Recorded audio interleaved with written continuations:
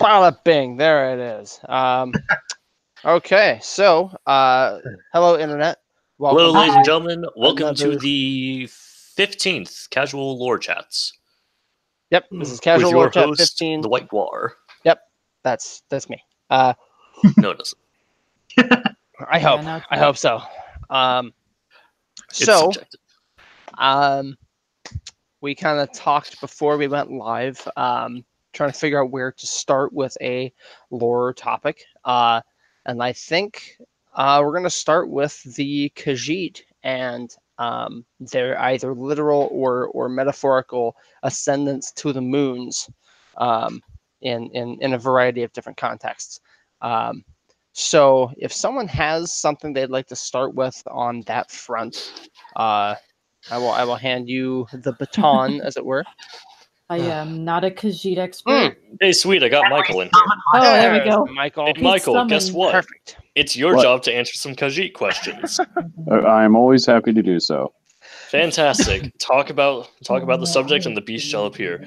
All right, Michael. So, here's how this is currently going down. We need to come up with an idea of what to talk about. We are live at the moment. It's fantastic. So I asked some friends of mine in a chat room that we use to talk and post stupid pictures and whatnot.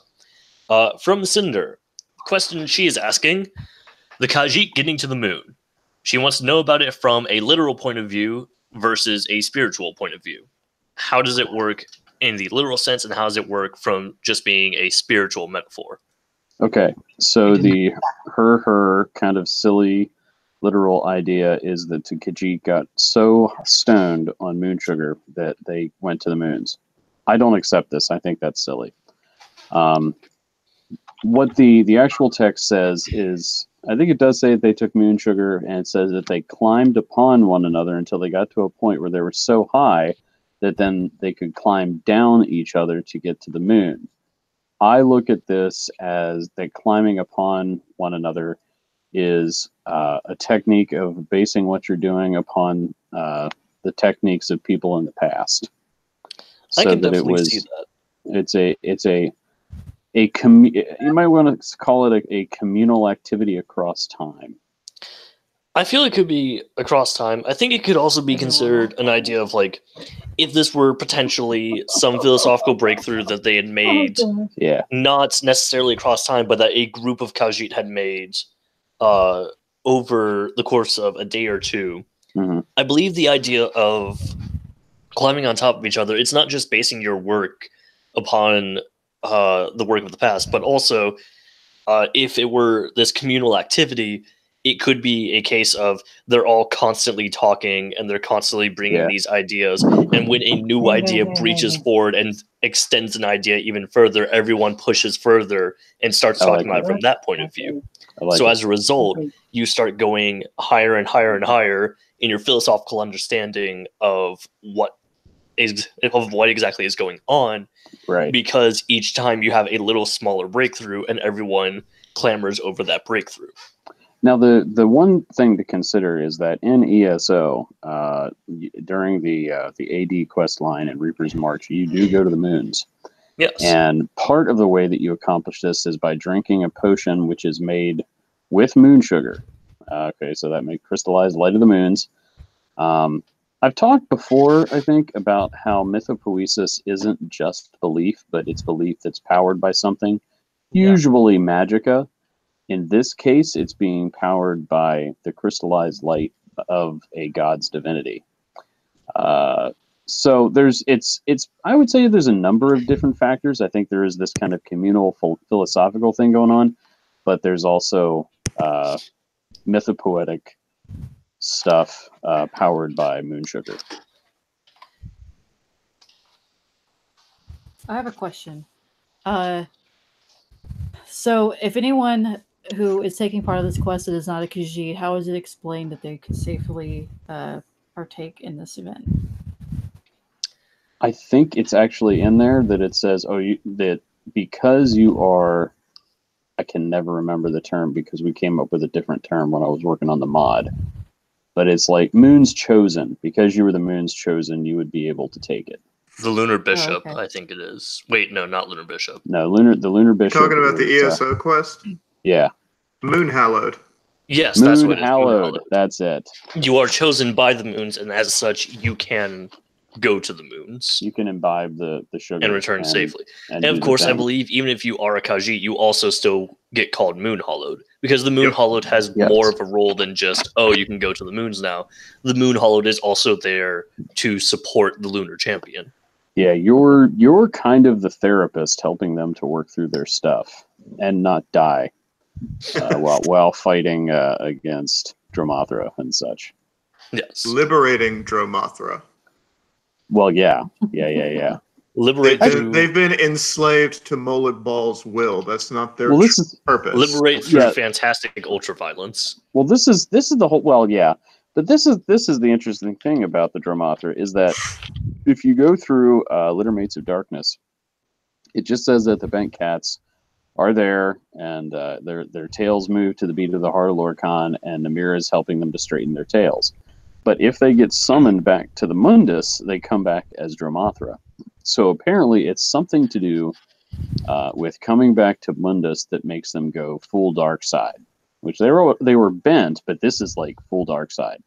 Like when ESO first came out, they were literally shadows, which I personally prefer to the current model. But anyway, I think we're seeing Personally, as the Khajiit are projecting on them, kind of like the way the Akaviri are always seen as violent, even though they may not be because of Anu's perception. Yeah. I think the Dromothra are always so fearsome and dark and menacing because that's how the 17 and the Khajiit perceive their. I think I would- might have a different idea compared to that. I would say that the trick is that they're afraid of them because Moon Bishop yeah. Hunal says that to be near a Dromothra is to hear the heart of Lorcaj and for your tail to twitch to its beat, and that's how you become a bent cat. So Mhm. there's this weird and interesting thing in Khajiit theology about the just about what we call ontology, or the very nature of a thing causes corruption. So if anything, it seems to me that Khajiit fear the Dromothra because just being near one can make you bent. They even say in the one book it says there was a town we went to and all the people were dancing the bent dance, and now we don't go there anymore. Mhm. There wasn't anything about we went to fix the problem. They're just like, no, we don't go there anymore. So, do you think an adequate Khajiit insult would be "get bent"? Yeah. Yeah, that would be that. I have probably an be alternate very rude. idea to the idea that that the Dromothra only become violent when they come onto Mundus because they're now being perceived by Anu. I think an alternate way you could look at it is if we're taking the concept that Namira is helping them to straighten their tail, that they are beating their tail to the beat of the heart of Lorcaj. It could be seen that the beat of the heart of Lorcaj is inherently chaotic. The Dromothra, even in ESO, might not necessarily be evil, but they are chaotic. They're just Correct. going completely based off of their own instincts. So I think what it might be is that because of how the Mundus works, because it is very harshly separated from Oblivion, Namira is no longer able to help them straighten their tail. So suddenly they're landing in the Mundus on Tamriel, on the land where the heart of Lorcaj exists. So suddenly that heart, the beat of that heart, is now much harder and is drumming much louder. So it might be that it just completely undoes all the work Namira was doing because suddenly they can't hear her. They can't hear her advice. All they can hear is the heart, and their tails know what to do. It's really similar to something in Guild Wars lore. But I won't go into that. What I can't puzzle out are the physical changes that take place, because when you read the crafting motifs for the different armors, the Khajiit who's writing it takes notice that like there's no room for claws in this armor piece or whatever it is, and I think that's really interesting. And I'm not real sure what it means, but Is that for the Dromothra? yeah, it says that. Yeah. I think it's the gloves that I'm thinking of. There's other stuff too, but I Like think the gloves, they don't have room for claws or something like that. So, again, I don't know if this was strictly from the mod or if somebody had found evidence for this. One of the worst insults that you can say to a Khajiit in Tagra is to call them, I want to say it's Crossose, which means clawless. Mm. And we had even discussed the possibility of if there was a really serious problem, like someone was really, truly like bent, Hitler level bent, that one of the punishments could be the removal of claws. Ooh, Ooh. I like that. And that's severe. I mean, like that's like a once in a generation, if that type thing. Mm-hmm. Yeah. All right, so I pulled up the Dramathra crafting style, the collection of all the styles. Good man. Both the boots and the gloves cover up the claws, and it is very interesting that Twilight Counter under that Adarahai brings this up for the boots. Dramathra boots have enclosed toes, a curious exception to usual Khajiit practice. It brings to mind this ancient song: 1 foot Joan, 1 foot Jode, lost cats be most strangely toed.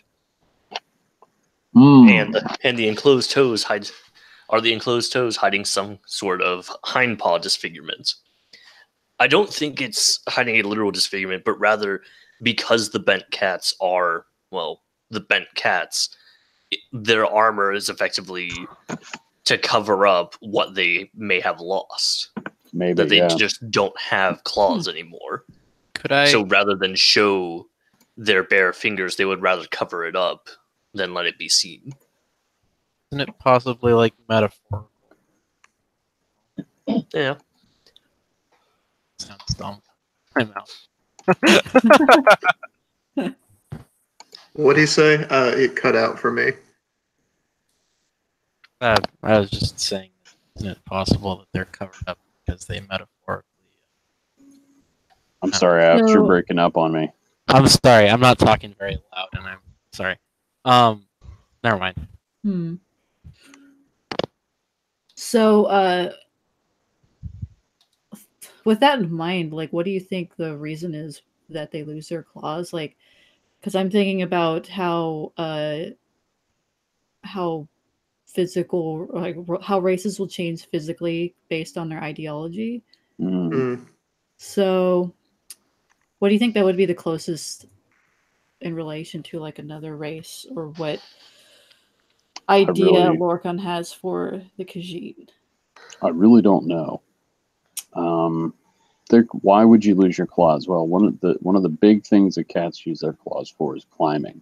Mm-hmm. So this could be so that they can't climb. The Whether lattice. what's that?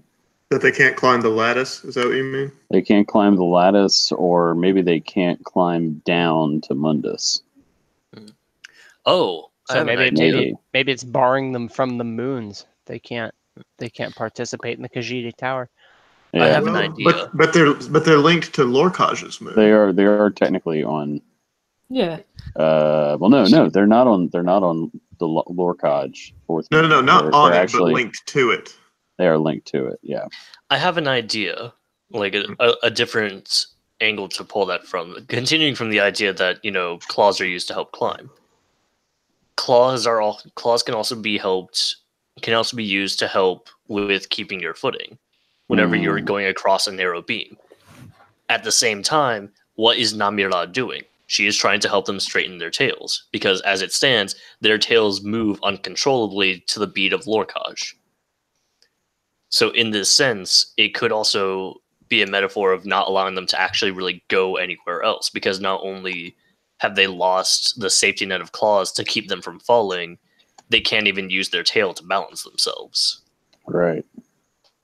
It could be all perception again, because the Khajiit see in the Dramathra only what they fear the most.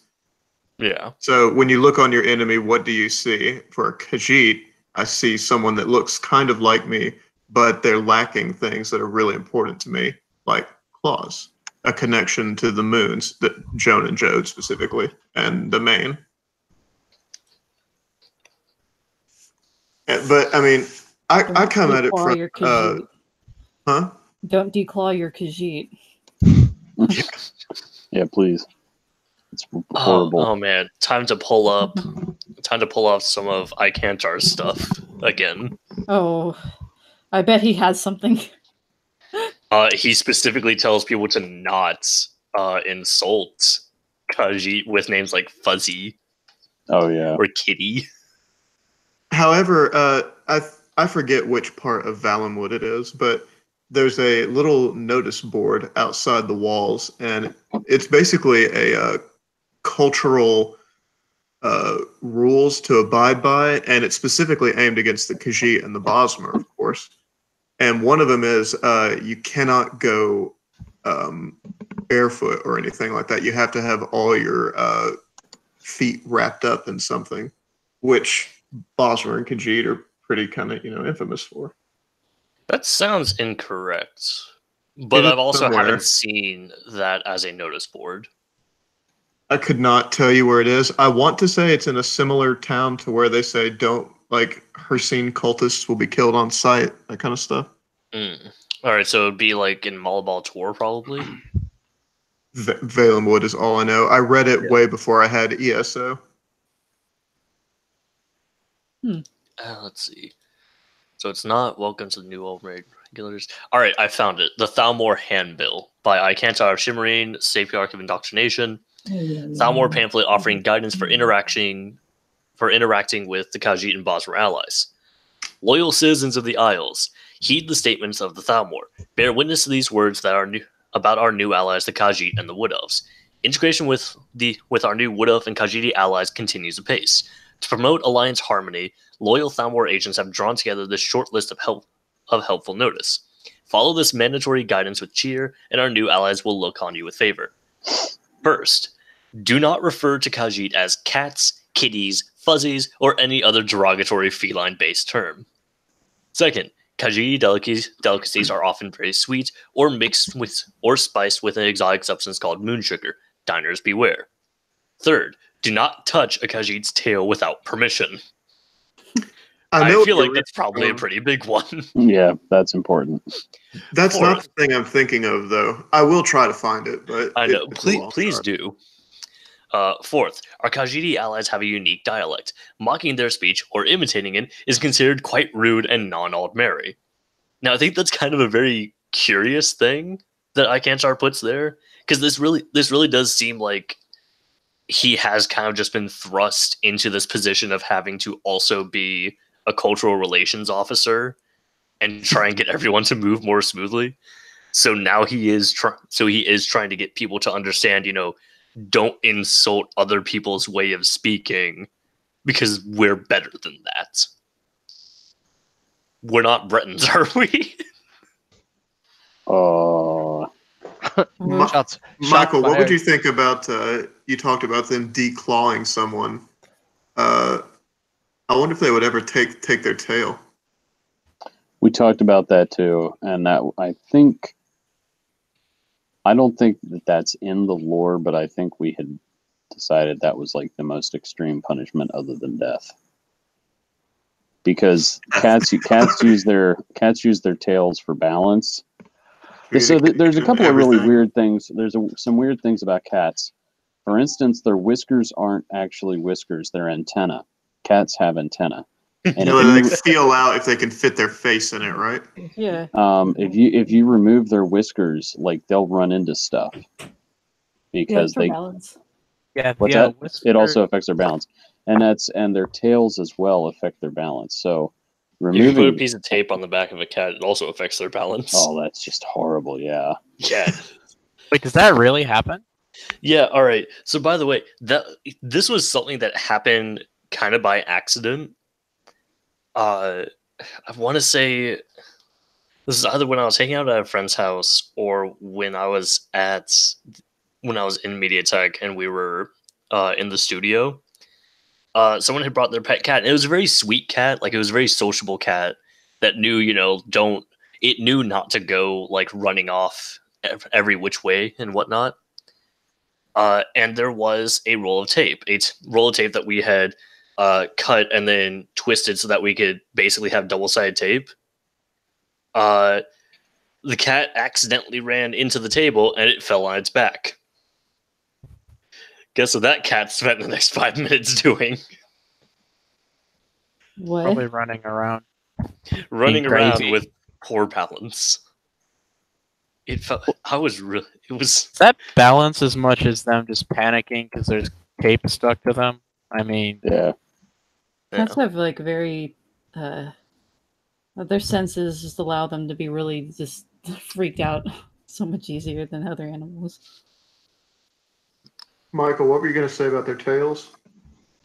Just that that it's that they help them to maintain balance, and so the loss of either of those things can be a real mess for them. You and I talked about this once, but like, it wouldn't the only like capital punishment case be like, oh, you sold fellow Khajiit to house dress slavers or something? Yeah, slavery would be. That would probably be the death sentence. I'm pretty sure Or- I found a book in Belkarth recently that was I think it was called Confessions of a Khajiiti Fur Trader, and it was about a Khajiit who, with his brother, were originally just like trying to peddle some stolen goods, and his brother's carts, he wasn't able to stop the horses in time, so it ended up toppling off of the cliffside. And their buyer came around, and the brother who was left alive handed over the goods that they were going to sell. Then he looked at his dead brother and said, "Hey, I'll give you X. He'll give you X amount for your brother's hide." And that just started this really, really bad life of just like, yeah, he became effectively a criminal kingpin because he was just like killing people in alleyways, skinning them, and then selling off the skin to buyers. It's a wild. Probably selling catgut to Bosmer. Well, Catgut to Bosmer, Argonian skin to orcs, orc skin to Argonian necromancers. Oof. It's a fair trade. You can't get mad.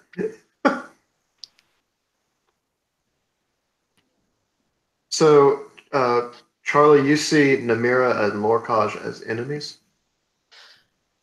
Maybe not so much as enemies, but sorry, not so much as enemies, but more as like, I kind of see Namira as like, she truly cares about the Khajiit, where on the other hand, Lorcaj is just kind of a party animal.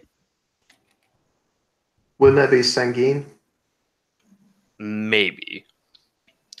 I don't mean in like the sense of literal party, but more is in the sense of like Lorcaj is just going to do what he wants when he wants, and convince other Khajiit to do it with him.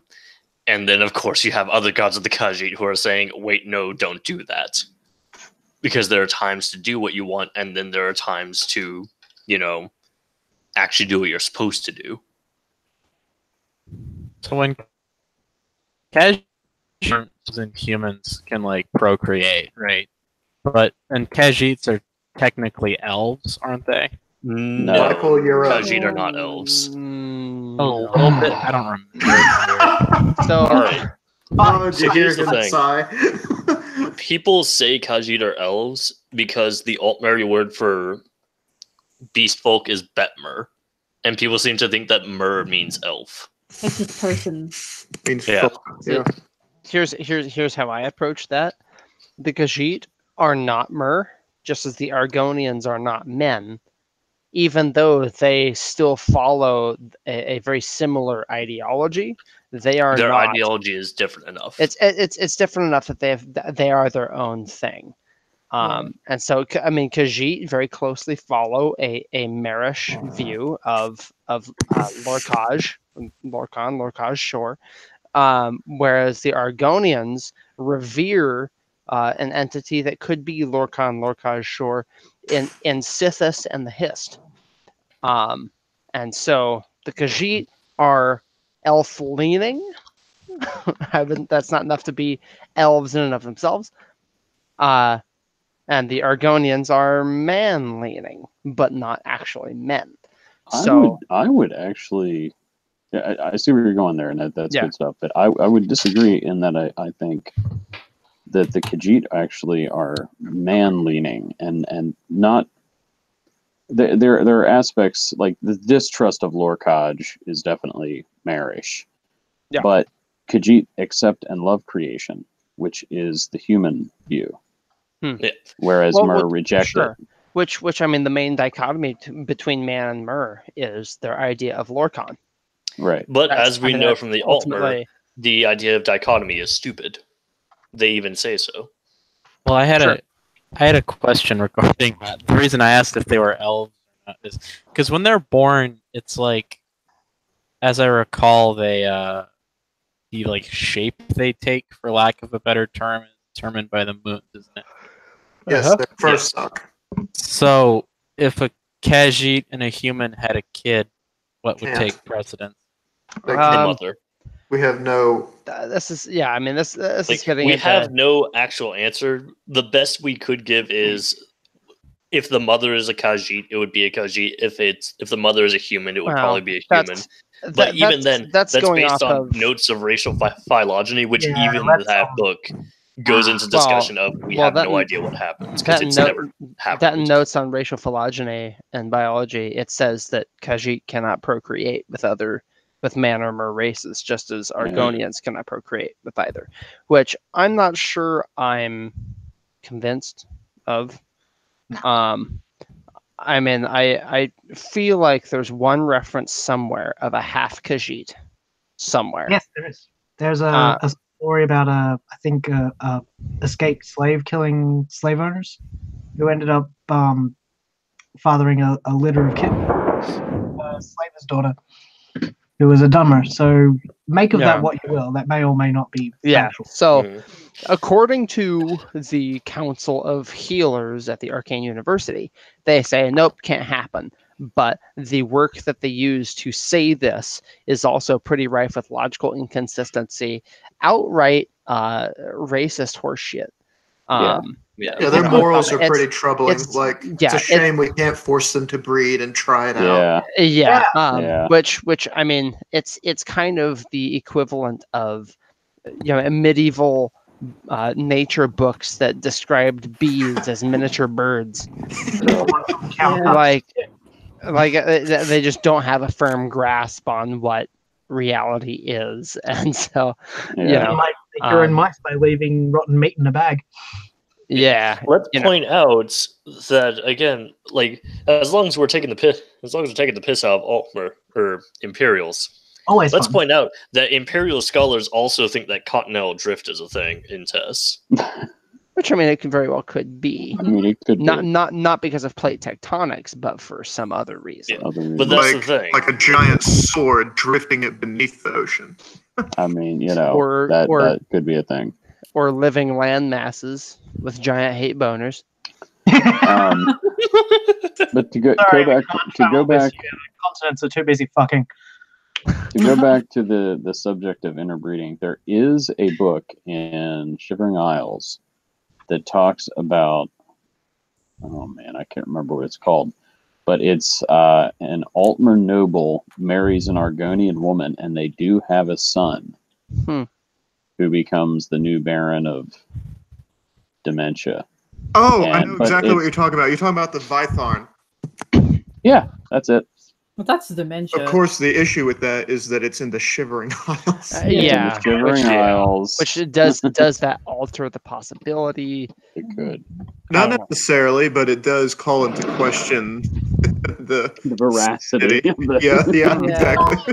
Also, don't tell the truth. Yes. I have to pause for 1 second just to talk about how delicious this Russian Imperial Stout is. Oh, please do. So good. It's so good. Barrel aged for 3 years. Welcome to Beercast. It's got like some vanilla notes. Nice. Was that cherry or something in there? Gee, Andrew, we can't tell. Maybe you should hand us some to us. Oh wait, you can't. It was a $15 bottle, so. Oh fuck! Yeah. I have I got a free. no, it's not a ripoff. It's I got that a good. free $30 bottle of wine for winning the contest at work, and it's a nice Cabernet Sauvignon. Ooh. Wow. It's good. I like me a nice red. Yeah, I'm more of a red person. Oh yeah. Okay, so back to lore. I got us off task. That's what Michael was talking about for anyone who wanted to read it. Yeah, follow the thorn there. Yeah, I pulled it up. Sweet. Okay. I wish you could tell. Who was it that brought up the post-it board that says you have to wear closed-toed shoes? Me. I wish you could tell me which, at least which region I of do Finland too. it is. Hey, I got you to the right province. I Yeah, feel like unfortunately, the that's, province has 4 areas. Yeah. I What's feel that, like Michael? that's probably Malabal Tour. Yeah, if we're bringing up Hearsay Worshippers, it's probably Malbal Tour, because I think I might log into ESO real quick and run around to the different cities in Malbal Tour to see if I can find it. What if it's not in Malabar Tor though? Well, then we have a problem. The only reason I say it's Malabal Tor is just because that's the region that goes into Hearsay worship, and where Hearsay worship is actually rampant. So I have one question from one of my Discords. Oh, boy. Yeah. My friend Jack, who has been in here before. Hey, Jack. You're still wrong about furries. He says, well, he's not in here. I just asked him on Discord what he wanted to ask. It says, how does the Yokudan pantheon fit into the monomyth? Very easily, actually. Because the monomyth, actually, varieties of faith in the Empire is probably the best place to look, because it's the most comprehensive look at each individual cultural religion. And you'll find that in the Yokudan pantheon, there are a lot of parallels with other religions. You've got Sep, who's very much like Lorcan or Shor. Lorwa.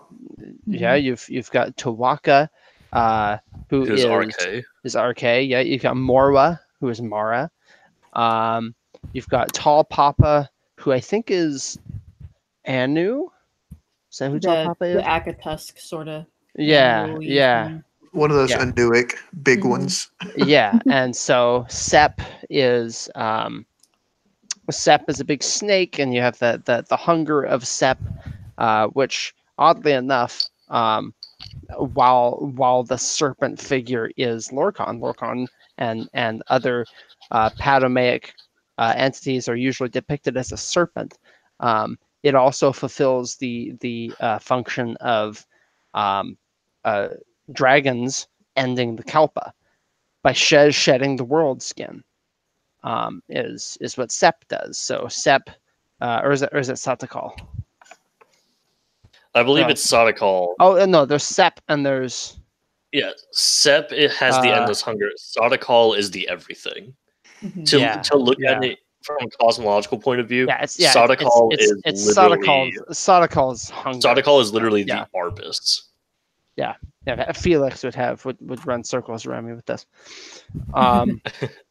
Yeah, but the idea is that the serpent imagery is very continuous with, looking at celestials, that the serpent constellation. Well, looking even at I'm in ESO right now, so I'm going to pull it up. But even the Yokudan style, I know even the Yokudan light armor style has serpent motifs all over it. Yeah, and then you look at if you look at the Mayor Armor style or the Pyandanean style, that also has sea serpents. So serpents, but in the water, which which is maybe a reason that they could be the left-handed elves. And then we've got, let's see, the statues of Talos and Skyrim have him plunging a sword into a serpent, which I believe the serpent is Orki anyway, which is associated with, that's Malakath / RK at the same time. It's really, RK is really weird. Yeah. Argonians have some serpent imagery too. Snake means Death City. Yeah, that. So serpent usually means death, or it's something negative, followed by the ability to be reborn, and in the shedding of the skin, and we see that most poignantly in the Yokudan pantheon, as Satakal sheds his world skin, and it gets eaten.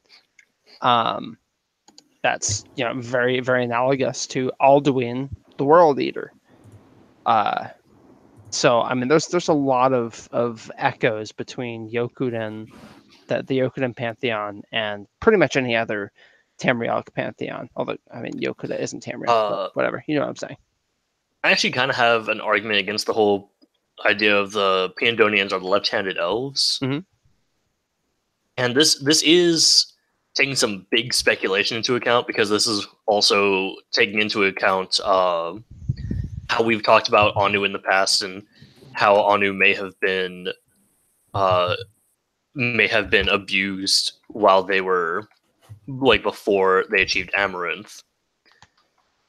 My idea here is that you shouldn't look at it from a case of they literally were elves. Rather, look at how the Arbus is currently set up. You have Anu the Godhead, but then Anu's direct self-insert right below the Godhead is Anu, God of Anu, the Stasis. And then from there, most elves, the races of elves, are described as being Anuic.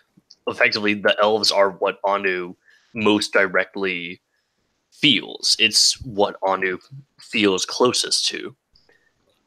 With that in mind, I think it might have been a case that no, left-handed elves never actually existed. They were not actually elves, but they were people like Anu.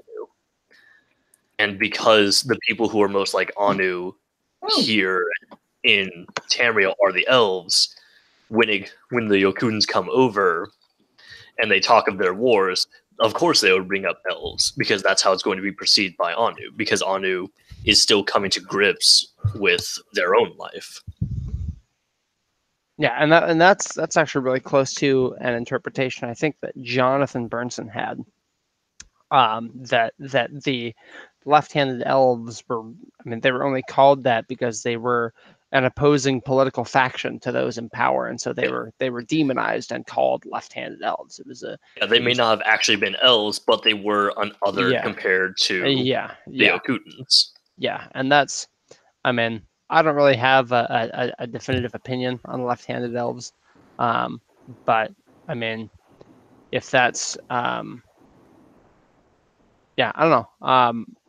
Jury's kind of out for me on that one, but I mean, it really depends on if I want to roll with the lens of perception theory that I authored a year and a half ago at least. Because I mean, how does that work with Anu's perception of these elves? And I don't know. I haven't really put a whole lot of thought into that, but I mean, if you don't accept that theory, then I mean, it definitely makes more sense for the May armor to be the left-handed elves. And I saw on Reddit earlier, someone was saying, "Oh, they're not the left-handed elves. There's something about Orgnum or whatever." And I mean, it's hard to deal with absolutes like that because we just don't know. Yeah. Some say that Orgnum is a legit Aldmer. And that's why he's lived so long. Although there was a theory, someone said something that he's got like the Benjamin Button thing going on, so he like ate in reverse. Yeah. I know I read that like years ago. Yeah. When I was first getting into tests, and that was one of the things I was explaining. That was like the reason he is immortal is not because he has some spell of immortality on himself, but rather that he knows spells to just swap the direction that you're currently aging. He also has a connection to the firmament as well. 12 dozen and 1 ships. 12 plus 1. That is all the birth signs plus the serpent. That's the cosmological importance of the number 13. So I haven't really spent a whole lot of time trying to put those pieces together. I think the Merum are a little boring, but Gross. I mean, if we saw more of them, because on paper, pirate elves who ride sea serpents, that's kind of dope. Yeah, that sounds really cool. But unfortunately, this is a series that doesn't really focus on them because they're not on this. Yeah, so speculation is really tough. I mean, I'm sure if I put more thought into it, I could come up with some idea of what I think. But for now, I don't really have an opinion of them. Personally, I think a lot of the lore is better on paper than in game. Look at Alduin. Yeah, he's far more impressive in the books and not in text. Even the Dovahkiin and the fucking lore aren't like, oh, I can knock someone over with my voice. Isn't it like they like destroy city gates and stuff? Yeah. Okay, so something I might think of when I'm thinking of the Malmer, like how exactly they came to be. I think it may be a result of, like, when you think of the Aliens versus the Altmer, I don't think there was all that massive of a shift in terms of their own beliefs. Like, in terms of their ideologies and beliefs, there wasn't that massive of a change. But then look at the Malmer versus the Altmer. There could have been a very massive change. There could have very well have been Orgnum saying, "Hey guys, look, I found Glycon." And to anyone who's currently watching the Lorechat, if you know who Glycon is, I am very, very happy about that information. Excuse me. I mean, I'm sorry. Thanks for letting me listen to you. I'm sorry I didn't talk for. No, that's fine. I wanted to say something. I didn't. It's clear that I actually don't know that much. I thought I did, but listening to you guys talking, it's like, holy shit. All of us have been there before. And what was it Socrates said? True wisdom is in knowing that you know nothing. Like, I'm still learning. Michael's still learning. I'm definitely still learning. I mean, anyone you find that's like, oh no, I know it all. They're full of shit, and don't let them sell you lies. Yeah. I feel like the only people who can actually get away with saying that specifically have to be people who do actually work for Bethesda and are creating the new lore, because technically they do know it all, in the sense that they know the new things that you don't know. Oh, sure, but I mean, even then, that's just because they're making it up. I mean, there's so much lore to know, and I mean, you have to know every possible interpretation of every possible ambiguous part of the lore. It's just too much, and not even Kirkbride. I mean, especially when you take things like death of the author into account. Does authorial intent really matter? Do we actually pay attention to what the authors intended, or do we allow the meaning of a piece to be arrived at by the reader or the consumer? And that doubles the amount of lore that you have to consume to know it all, because you can consume everything through the lens of, yes, this is what the authors intended. This is the world as it was planned out, whatever. But then you got to do it all over again for killing authorial intent. Well, what do I think about this? Okay, well, I can interpret it this way and then this way, and I mean, it is its own universe. You can't know it all. It's just not possible. It is absurd to know it all. It's like being here in real life and knowing everything. Trying to know everything in TES would equally require that you know nothing of anything else.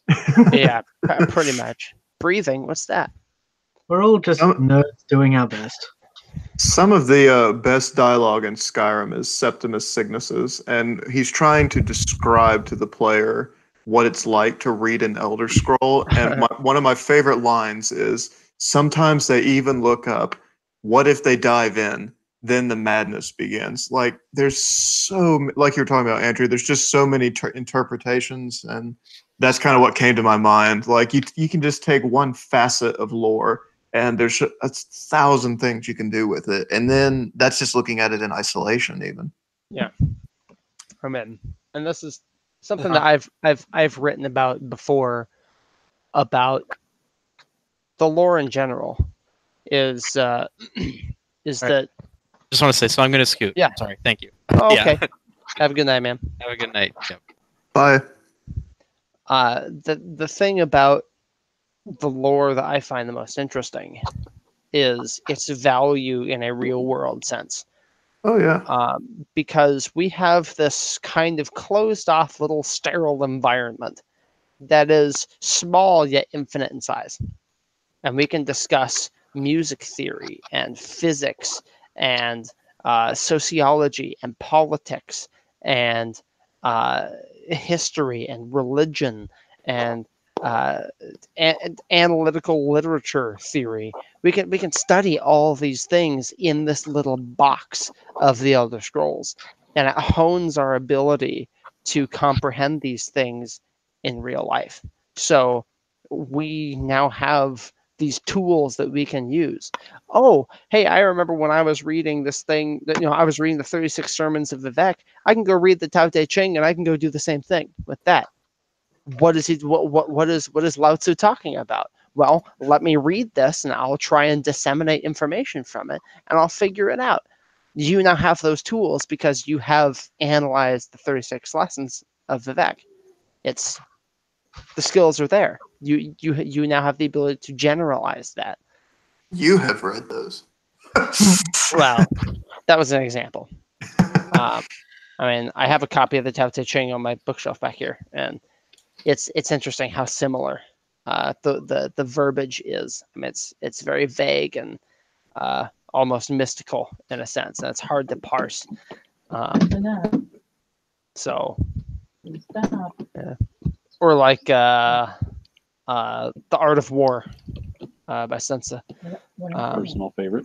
So yeah, same basic thing. And I have read The Art of War all the way through. Not so much for the Tao Te Ching, but Andrew. Because Michael and Mac and Dan have not heard the theory that I've been working on, do you think I should bring it up?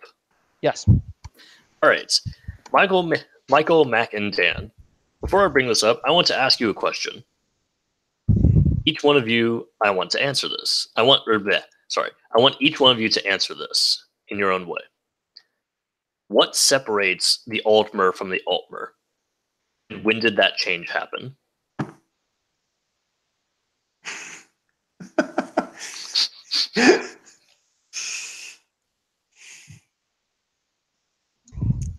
You okay there? The Altmer and the Altmer? The Aldmer versus the Altmer. The progenitor of elves versus their closest descendants.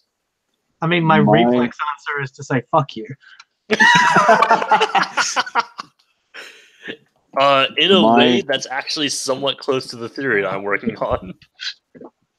Actually, you got strikingly close. Congratulations, Dan. I mean, we don't know. I always my thought guess is that the Dwemer were probably the first to leave Aldmaris.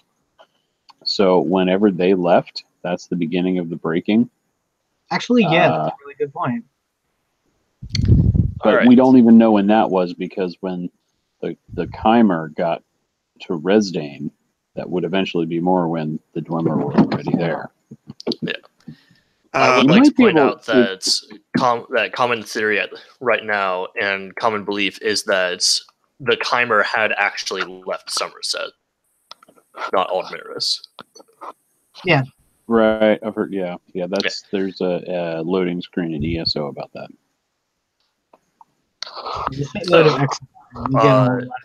As I kill these foolish fools who thought they could get in my way, and I log out from a wonderful day of ESO, allow me to present my theory as an Altmer. Okay. And I do apologize if I tear up during this. Okay. It gets into some kind of heavy territory. All right. So the terms Aldmer and Altmer for a long time have been for a very long time in history were somewhat interchangeable. You could call an Altmer an Aldmer, you can call an Aldmer an Altmer, and realistically there wasn't actually any difference. The only real difference you could probably say is just, oh, he's an Altmer because he's younger, or she's an Aldmer because she's older. But what I believe it is that there was, at some point, probably in the mid to late Merethic era, there began to be these sort of seeds of doubt that in the younger generations they started to venerate the older generations more, and they started to wonder, like, can we even live up to that? Now, of course, that's not actually that big of a deal. I mean, it's in the it's the late Merethic era. That's not actually that big of a deal. You're already proving that you can, so no worries. Then we get into the First Era. And for a long time in the First Era, all is good. Well, relatively speaking, all is good. Right. Not much is too terribly bad, therefore all is good.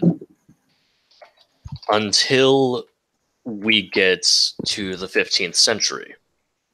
Following the Battle of Dunkray Bridge, we don't actually have any history of the world. That was the point in which the Dragon Break occurred, in which the Middle Dawn happened. As we know from Dawn Era events, the Dawn Era gets very bizarre. In a time of non-linear time, and in a time where metaphors can become real, things can get weird. Now, supposedly, the Middle Dawn lasted for 1,008 years. So, taking the Battle of Dunkray Bridge as the potential very first year of the Dragon Break, that would mean that the Dragon Break itself will have ended in the 25th century, in the 2400s. Following the Battle of Dunkray Bridge, the next event we know of was in the 23rd century. In the year First Era, 2200, was when the Slode released the Thracian Plague.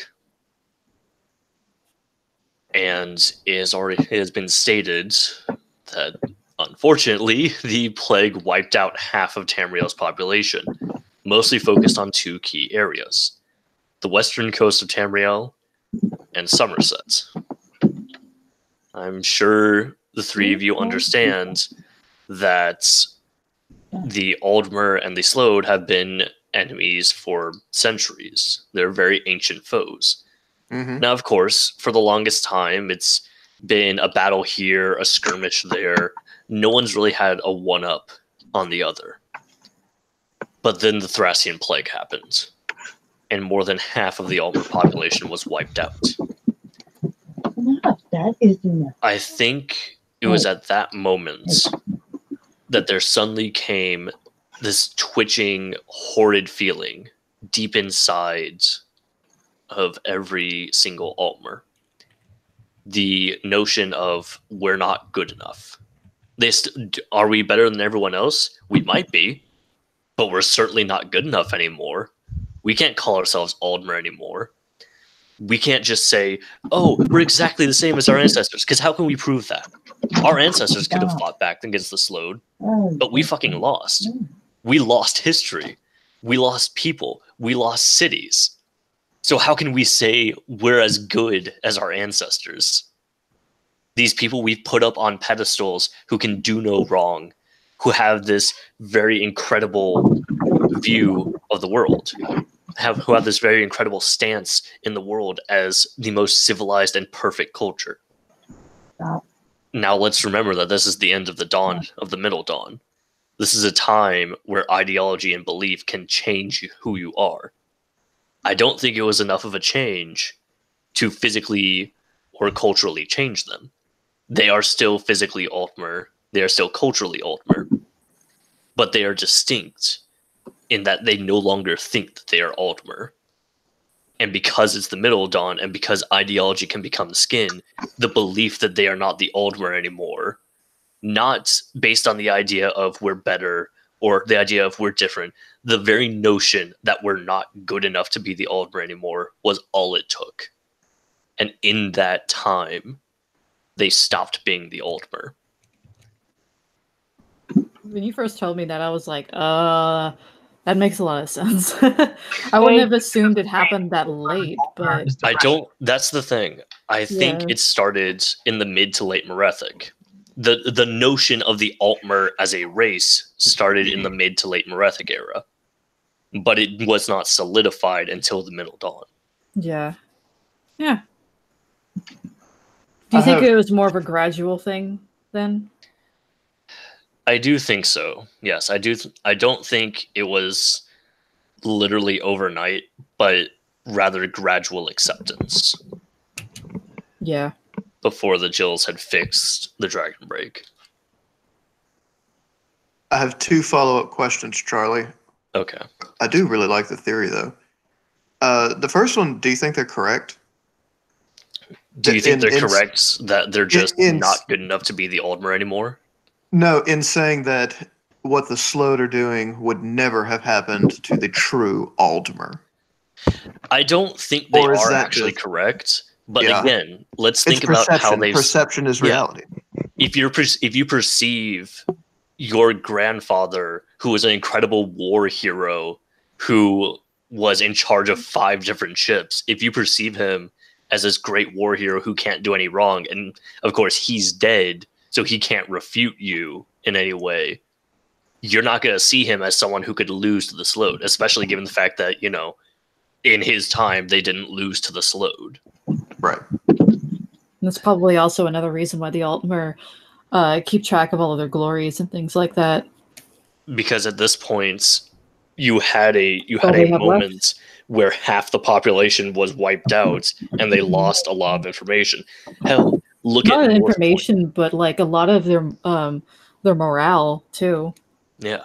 I mean, here's a great example of, if I can find it, I think it was Greenwater. Let's see. Greenwater Cove. Yes. In Greenwater Cove on Auradon, there is a tool called the Eye of the Ancients. It is in a quest where the Malmer are attacking the cove, you have to activate the Eye of the Ancients. I would like to point out that on a positive note, the Eye of the Ancients is a giant Magicka death beam laser. Oh, nice. You remember that whole old theory that I now can't remember who came up with it, but the idea was like to make a lighthouse type structure with magnifying glasses and mirrors to magnify light onto an enemy ship that's approaching the harbor. That way you could set it on fire from a distance. Mm-hmm. It's a giant laser. That's basically what this is, yeah. Except it's magic crystals. You have the Khajiit. Magnifying glass, sunlight equals burnt ant. You have the Khajiit Yes. fleets chasing after it. Now, here's the thing. It is explicitly stated in this quest that no one actually knows how this thing works. That's got to eat them. Which immediately, if you're an Altmer, that immediately shreds at your heart. Because let's think about what the Sapiarchs are and what the Crystal Tower serves as. The Sapiarchs are the harbingers of all knowledge. They record everything. And suddenly you're told that something that has been in your city for centuries, no one knows how it actually works. No one knows how to operate it. They just have a vague idea of how to operate it. That hurts. Do you think that they're then clinging to all of this as much perfection as they can possibly get because they are so afraid of slipping yet lower? Oh, Yes. I think in And, a of way course- it's not just clinging to perfection, but also the refinement that Altmer go through. As I've stated in the past on previous lore chats, a lot of people will say that the Altmer are completely averse to change. This isn't exactly true. They love refinement. They love perfecting things. They love going beyond perfecting it. Like, yeah, you could say, oh, look at this Nord smith. He has this perfect smithing technique. An Altmer would look at that and say, that could be made better. Mm-hmm. It's not that they're averse to change. It's that they're slow to accept change. Because they also know just how dangerous change can be. It's See also Thracian Plague. that's also interesting too, because what we could see as rudeness from the Altmer is probably not actually rudeness. Yeah, I doubt that they. Just While there probably are not some Altmer who are culturally. probably rude assholes, I Yeah. doubt that all of them are that way. And I have a feeling it probably is more them seeing something and thinking, "What if I can make that better?" Yeah. Another way of looking at it would be like, you could say, "Oh, that Altmer Smith, he's so arrogant and haughty. He thinks he knows everything." Well, in reality, if you were to ask him, he doesn't think he knows everything. But it's very likely he knows way more than you. Would you So- think the? Oh, I'm sorry. Oh, I was just Charlie. So paint a picture for me then in this theory of yours, how the Altmer of the third era and fourth era look back on their more recent shaming with Talos and Numidium. I think the way they would look at it is with even more deep dread. They don't see it as much as, like, if we take the notion that they already have this idea ingrained in their culture of we're not good enough, then those defeats at the hands of things like the Numidium, that basically just serves as reinforcement of that idea. So it really doesn't change anything. It just makes an idea become more believed. And more embittering. Exactly. Is it any more troublesome that Numidium is an elven construct? I don't think so. I think a bigger thing is that It's a Podomic construct. But what I meant by that is it's I mean Yeah. it's a yeah, like, you know what I mean. The I Dwemer do built it. know what you get, like the idea that it was built by elves and used against them. I think the bigger thing there is that it doesn't matter who constructed it. What matters is that it was their enemies who used it against them.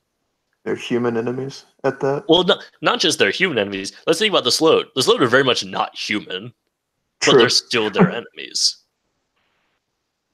Although, to be fair, the Slode are also their own enemies. That is true. They are also their own enemies. When you're stuck on an island with a million evil geniuses, you kind of start fracturing a million Andrew- times.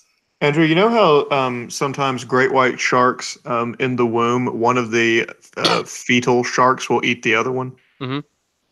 Do Slode do that? Oh, No. wait. Yeah. They're Not in the not womb, in the No, womb because they that- haven't. I forgot. They aren't sentient forgot. yet until Yeah. adulthood, I believe. the parents do that. Yeah, the parents will eat. The parents are totally fine with eating infants because they're well aware that they aren't sentient yet. Oh, like their infants are a the ground up Ammunition, the right? ground yeah in space, I don't yes. think they would care if they're sentient or not.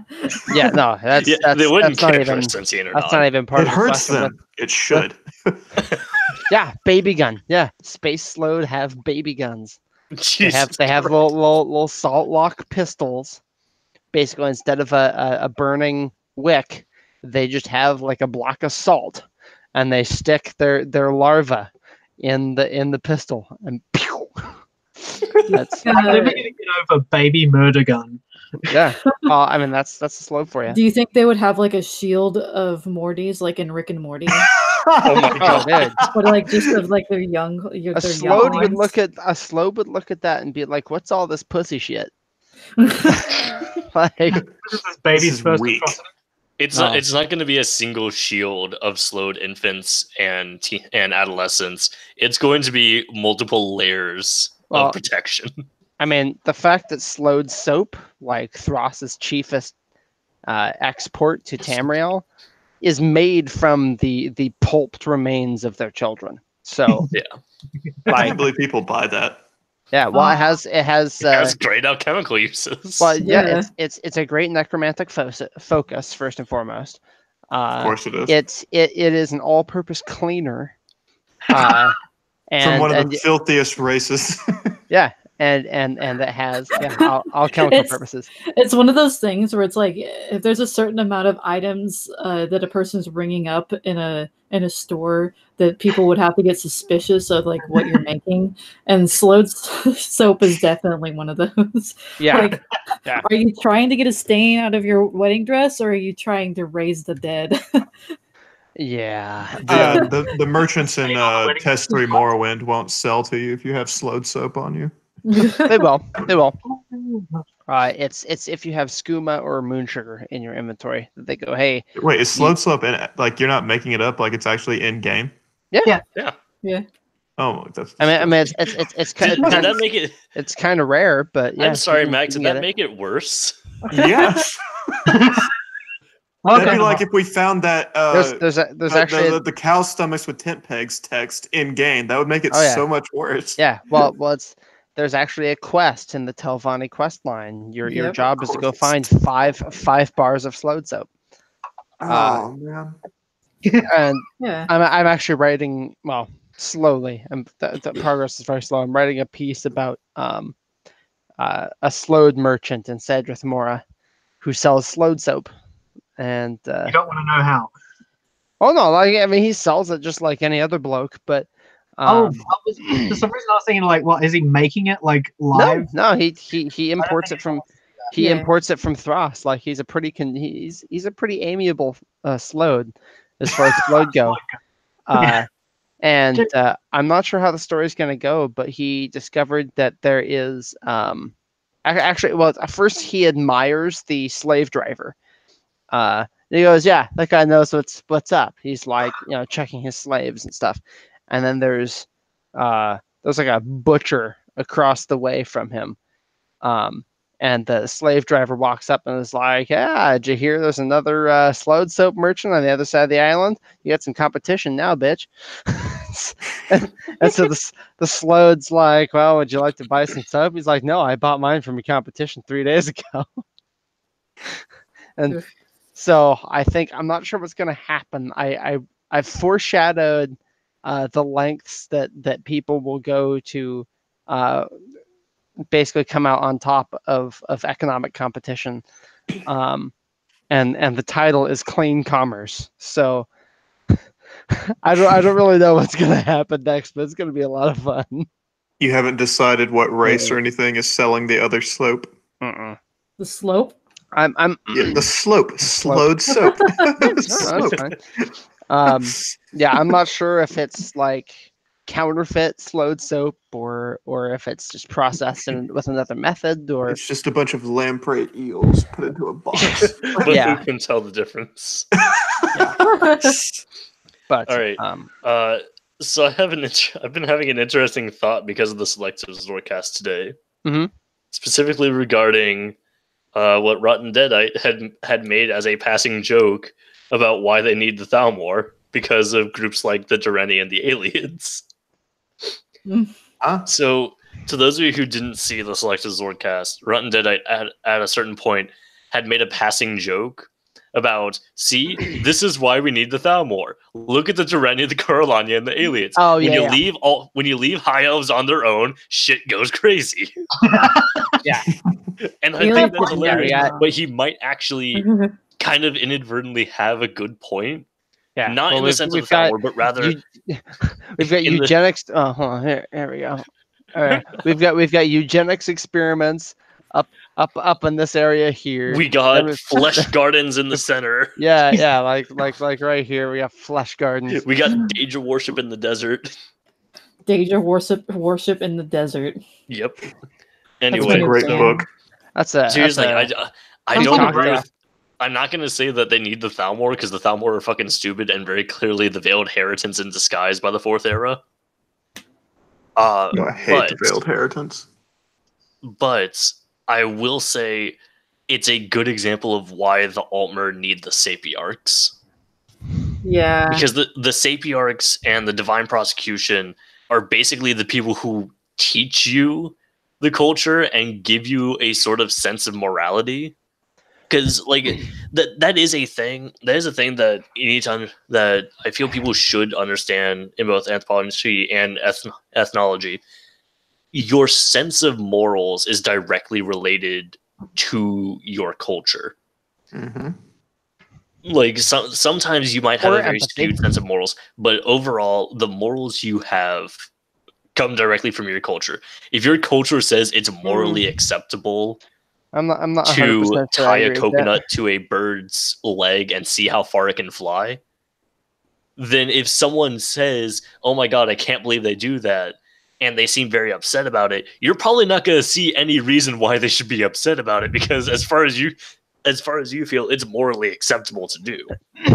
Well, I mean, I think it also boils down to empathy Yeah, as well. but it's a combination of both empathy and morality. Because, I mean, if it harms another person, and of I course- don't really want to do it. Yeah, and of course, also cultural norms. The Altmer, as a culture, don't really like the Daedra because, hey, look at those fuckers who sided with our enemy. So it's very much a deep grudge sort of culture.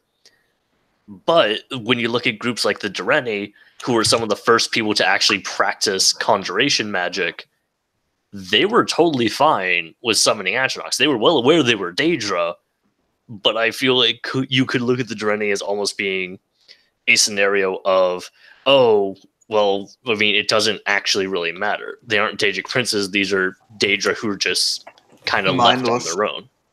They're mindless. They come from different realms, and they're left on their own. So I think a very interesting way to put this is that because Mer as a whole are more Anuic, and therefore we could say that they are, like, among the races, they are who Anu the Godhead would feel most closely related to. What does it mean that without cultural restrictions, the Mer start becoming more experimental? If we take into account that Anu is trying to discover themselves Sexually. Sexually. Yeah, I was going to say, in mine and Andrew's piece, Anu is pretty tied up with Argonians, Chimerdummer, and Khajiit as far as relating to them. But I mean, I think But they're part of him. I think it's intellectually healthy to point out that we kind of started with a lens and started looking at everything through that lens. Oh yeah, for sure. Rather than looking at all the information and then constructing a lens from it. Which, I mean, I don't think there's anything wrong either way. It's basically just the difference between top-down and bottom-up anthropology. Yeah. I mean, because I approach it like a literature analyst in a way. Like I've taken classes about like Victorian literature and things, and so specifically the class I took about Victorian literature was looking at the history of science and things like mesmerism, which predates hypnotism. Phrenology, which is like the shape of your head determines your personality attributes. If you have a lump here, well, you're really smart, or if you have a lump here, you're afraid of cats. I don't know. I feel like if there's phrenology in tests, it has absolutely nothing to do with your personality, but is honestly just only ever pulled out whenever you're hang on. One of my parents was a Breton and one of my parents was a Nord, and I don't remember which was which. So phrenology is just pulled out to try and figure out which one was which. I will point out, Mankar Cameron had an enormous forehead. Yeah, I did. I have an enormous forehead too.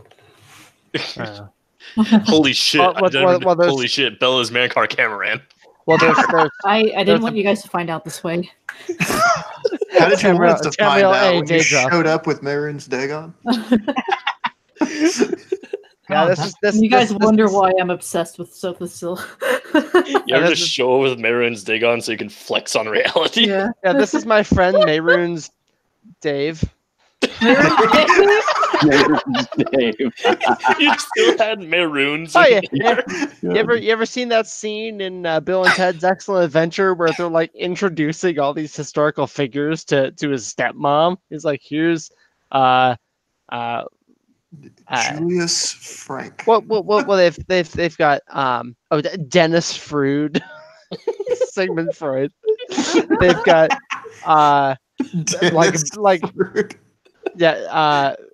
Billy Kidd, Fred Socrates, and then they get to Abraham Lincoln and they can't think of anything. So like, and Abraham Lincoln. They're just like, fuck it. That's one of my favorite scenes in that movie. It's so great. Dave. Yeah, like Genghis Khan, Jeffrey. So Oh, like that it's one's just going like they're just making shit up. So in the like quote book. Mayroon's Dave. We didn't have to change the Mayrunes, but the Dagon was too much. Baby gun. Okay, everybody, I gotta get going. It's been fun. Take care. All right, Take sleep care. Bye, tight, buddy. Michael. Oh, just putting that on Twitter in quotations, Mayron's Dave, and just let everyone just enjoy that. Yeah. this is my Good friend time. Ball.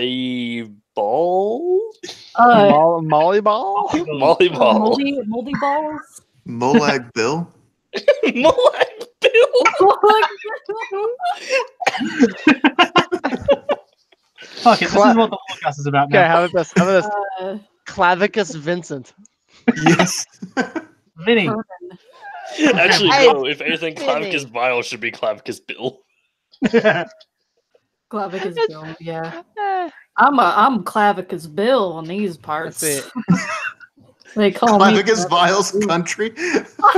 Oh my god. I kind of Well, he love does live in the fields. So I that's actually fair. like call because I the Hermaeus Mora person. I actually call him Hermie straight up, like, oh, just Hermie. Oh my Yeah. god. Yeah, he wants Herman. to be a dentist. Yeah, he's Herman Mora. Herman Mora. Herman Moores. He's a misfit, and he's gonna go to the island of misfit toys. I also like whenever I'm in Somerset, everyone's like I usually say this whenever I'm doing the bosses. So whenever I get the Krogan one, I'm like, who wants to go kill Billy Krogan? Like, Billy Krogan. Oh yeah. Bakorgan's awesome. he's fun.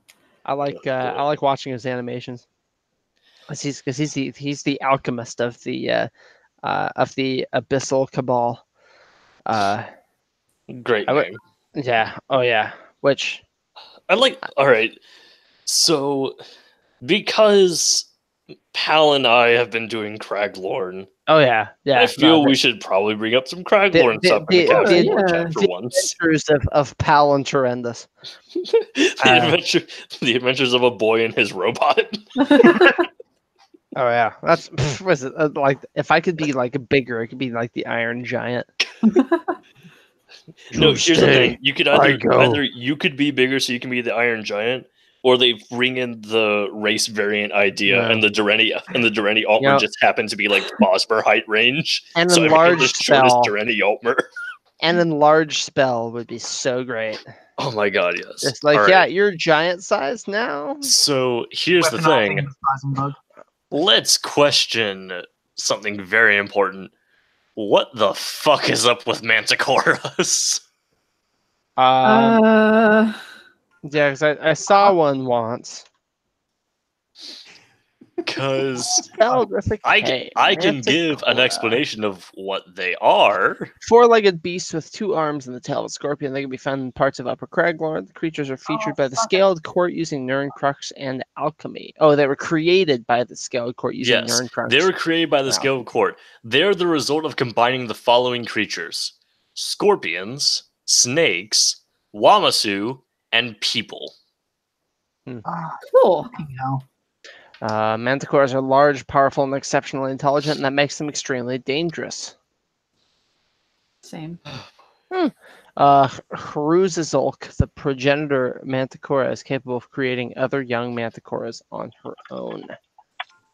Yeah, because I've played Sanctum Ophidia, so I've seen Manticora. I haven't been able to find the Sanctum Ophidia quest, so I'm just actually finishing I did- Craglorn in I the did hopes it. that it will show up. I did it with a guild. Okay. Because I'm hoping that it can just show up on its own, and I don't have to do the other two quests to unlock it. I like Hellraw. I just like the way it looks, and the layout, and the story. I like the fact that the warrior is an Ansei. Yeah. Of course. I mean, it makes sense, but still, though. A Manticora possessed by the serpent. That's awesome. I feel like people pass up Craglorn lore a lot. Yeah, there's a lot of interesting stuff that's like out of Yeah.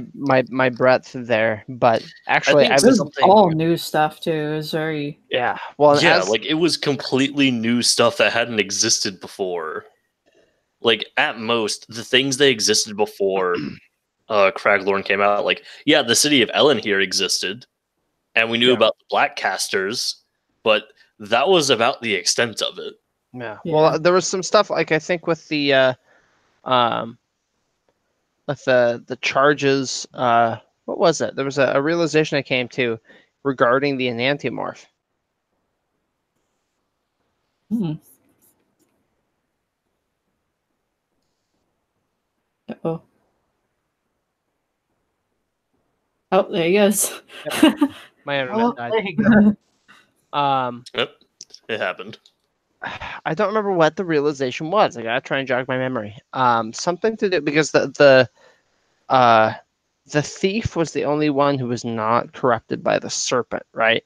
Yes, And let's oh man, I should have written it down because it was because I know it was that kind of awesome.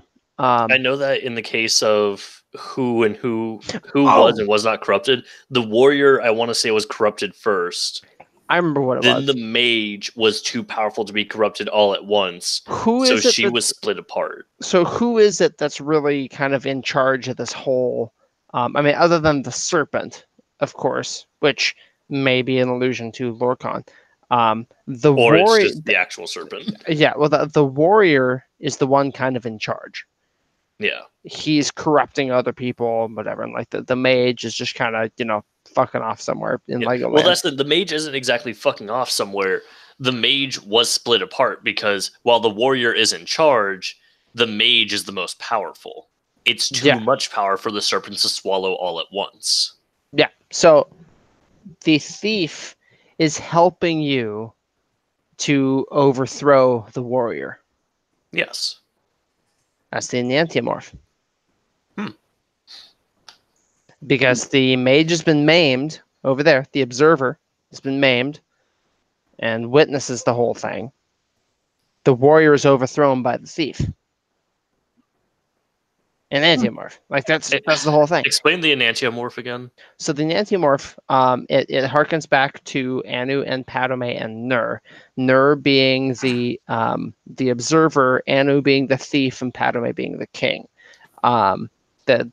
Basically the idea is that the thief or the thief or the rebel, they overthrow the king.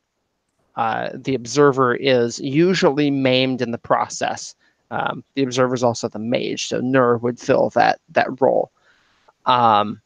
So thief kills warrior, observer watches.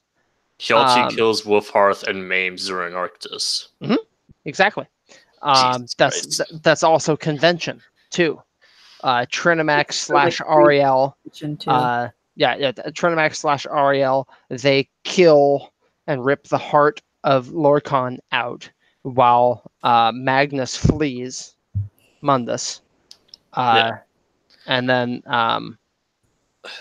someone I was talking to suggested that there are actually two enantiomorphs that happen there. One that being the second one, the first one being Lorcan tricking all the other Aedra into getting involved in Mundus in the first place. And then let's see, Almsavy is another. Actually, well, the Red Moment has a bunch of enantiomorph action there. So this was an interesting thing that someone had brought up the other day. I know that in previous Lorecasts, some of you have brought up the idea that no, technically Lorcan is an Aedra because he also sacrificed something for the creation of the world. He sacrificed his heart. Yeah. Someone brought up a very important thing in terms of how Lorcan words it. You cannot kill me and you cannot destroy the heart because the heart and the world are connected. One was made to satisfy the other. Yeah, this is the heart of the world. Yep. In that sense, Lorcan never sacrificed anything at all because it was always a part of him. The same as how any Daedric plane is a part of the Daedric prince. Which is why Mankar Cameron says Tamriel a Daedroth. That's what he's saying. we are the Daedra of Dawn's Beauty. That's one of his points, which in my RP, I like to say it was an idea actually originated with Eredrin. And then Mankar Cameron like went crazy with it a couple hundred years later. Yeah, so that's what an Enantiomorph is. And then Talos is so special because he had 3 Enantiomorphs laid on top of each other. So he is a triple Enantiomorph, which you could say technically means he is an Enantiomorph of Enantiomorphs. Well, creates a 4th Enantiomorph on its own. Because you've got Hjalti, you've got Wolfhearth, you've got Zurin. Dan just said Enantiomorph Rat King. That's disgusting. So you've got Hjalti, Wolfhearth, and Zurin, and then you've also got Talos Stormcrown, the Tiber Septim, and the Underking. And in all that interplay, there's a bunch of Enantiomorphs going on there. Plus, he mantles Lorcan. Plus, he uses Scarab to transform into the new man, using Lorcan's divinity as to bootstrap divinity. He also, what else does he do? Prolix Tower, I think, is one that he does too. Mythopoesis. He becomes a god because people say he's a god. And Kim. That's the other one. Kim's a big one. And he may or may not either use Kim or use White Gold Tower to change Cyrodiil retroactively from a jungle that mirrored the alien ideology into rolling hills and plains that mirrors the ideology of man. Now, see, that's another thing. I do like Lady Cinnabar's explanation that it wasn't this idea of Talos because, of course, Talos doesn't exist yet, so she can't bring up Talos. Yeah. But rather, it was just the fact that it was Alessia who had taken over, who so drastically changed Cyrodiil and made such a drastic pact with the god that White Gold accepted the Imperials as its new owner and not the aliens. Her breath isn't long winter, so there's that. Yeah, you know what else isn't long winter? My dick. What? Shelty's lying balls. Well, I mean, when Lorcan Coastal motherfucker. When Lorcan becomes a scarab, he ascends from the dung of mortality. Yeah, well, that's walk among the stars. Well, that's what a scarab is a dung beetle, and it lays eggs and dung, and then the beetles come out of the dung. Yeah, and so I mean that a dung beetle rolling a turd, that cyclical, that cyclical motion of that poop sphere. I keep telling people that all the time. That like the Mundus is just shit. Yeah, I mean that's the Kalpic cycle right there. That is the dragon eating its tail. That is Satakal eating Satakal's hunger, eating the world skins. That's what that is. Writhing in the filth of our own corruption. I'd like to point something out. I almost feel tempted to take a screenshot of what I'm looking at right now and keep it for when the day eventually comes. Do it. Because I'm currently looking at the UESP lore page for the first era, and it goes straight from 24th century to 28th century. There's a 4-century gap. Did you see that time. Did you see the timeline that I put together for an Arbic primer? I have not. Please send it to me. If you go to the Telmor's website, easiest way, I promise. If you go to the Telmor's website, and then on that top bar there, far right, hit the drop-down menu. There is one for an Arbic primer or the FAQ. You can click on that questions. And you can just download the document right there. Okay, but no, the reason I'm bringing this up is because I'm looking at the timeline right now, and there's a 4-century gap. And it occurs to me that if they decide, if ever Bethesda decides, hey, let's have a tiny little spin-off game to add a little bit of lore to the first era, and let's put it in like the 2500s, a time when there is no history that's recorded, we're going to have a shit ton of people who start screaming about how they're replacing lore that was already established. Yeah, I mean it's hard to work backwards without somebody getting mad about it. Yeah. I mean, it's hard to work backwards, and then there's also cases where people just kind of say, why should I care about that? That's in the past. That doesn't matter as much. To which I feel the best example I can put is like, let me ask you, do you like Lord of the Rings? If the answer is yes, then ask them, all right, does the Silmarillion matter? No. Ooh. Because technically it's in the past, therefore it shouldn't matter because things have already happened. Dan, I'm sorry. A quick aside. Dan, I'm surprised you didn't quote my. Yes, this is Mayroon's Dave. I did. Oh, you did? Oh, I didn't see that. Oh, You tagged me in Mundus as a poop sphere, but oh yeah, there it is. There you go. There's one in the dream sleep. Good stuff. Good stuff. Anyway, yeah, Silmarillion. I heard that. That's all you heard. Mm-hmm. Hey man, at least I'm honest. Yeah, but the whole point there being like, you know, there is often this feeling that some people have towards prequels of just, why should I care about this? Why does this matter? New things already exist, and anything that is important will be occurring after what's chronologically the newest. Then they're probably a Bosmer or an Argonian. I would say Argonian because the Bosmer do care about their history. A little bit. They're more living in the now, though. I would say more living in the now, but then I would also say, let's look at that quest where someone's trying to change the history of the Sylvanar and the Green Lady, and they very much are asking you to stop them from doing that. Mm-hmm. They do care about their history. I think it's a sense of like, the Argonians don't care much about the history because they are living in the now. The Bosmer are also living in their now.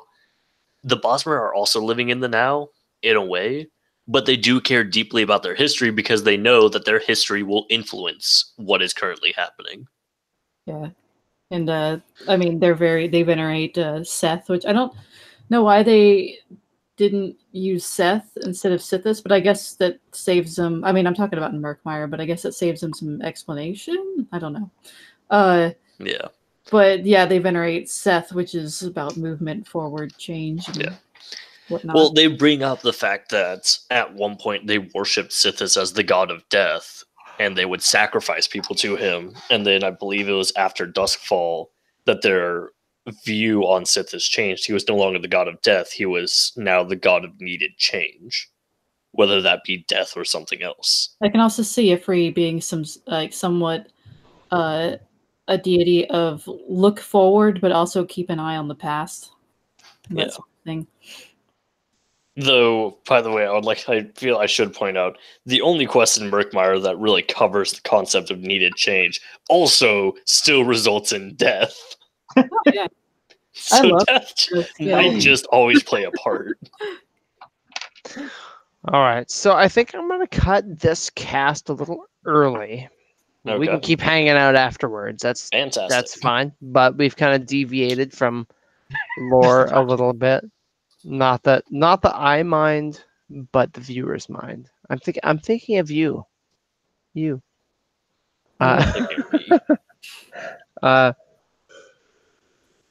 So unless we have anything else pressing to discuss, I will end the cast, and we will come back again next week for Lorecast 16.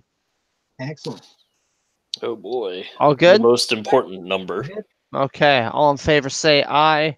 Okay. Peace out. See ya. Stay fresh, cheese bags. Don't say that.